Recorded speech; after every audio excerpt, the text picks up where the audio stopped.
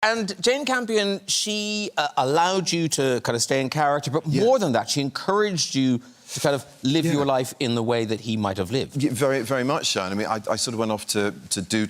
basically, she was very, very secure about all the things I was insecure about. But she said, look, whatever you need to sort of feel that you have ownership of this very different lived experience to your own, let us know. And I went, OK, the banjo, horse riding, whistling, ironmongery, taxidermy. I mean, this man is masterful. He's a brilliant craftsman with his hands. He lives in this very brutal, masculine world, but he has great sensitivity and craftsmanship about him, which is a kind of clue to the inner turmoil of his true self as well. But to feel that and experience that, I went off to Montana for a couple of months to learn about what it's like to live on a ranch and perform all the things you see in the film. And was it at the ranch you didn't wash, or was it on the set? No, it was in the first couple of weeks of rehearsal in New Zealand.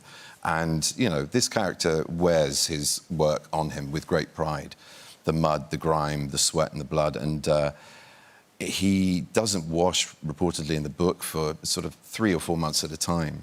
Wow. Yeah. I mean, he does spend most of his time outdoors, so maybe the wind is sort of carrying it away. But when you haven't experienced that in the 21st century, where we're all quite clean... And this is, by the way, just before a pandemic broke out, where we're told to wash our hands. Like them singing Happy Birthday twice. It's a very odd character to be playing, someone who just refuses to wash.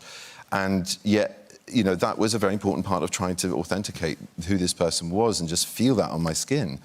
And then Jane really pulled the rug under me by saying, oh, let's go out for sushi. And I was like, no, come on, in a rehearsal room, it's fine.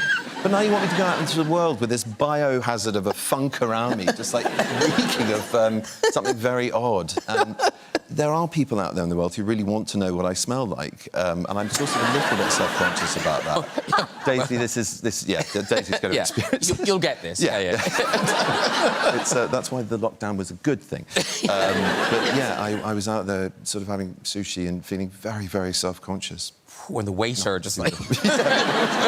You served served, exactly.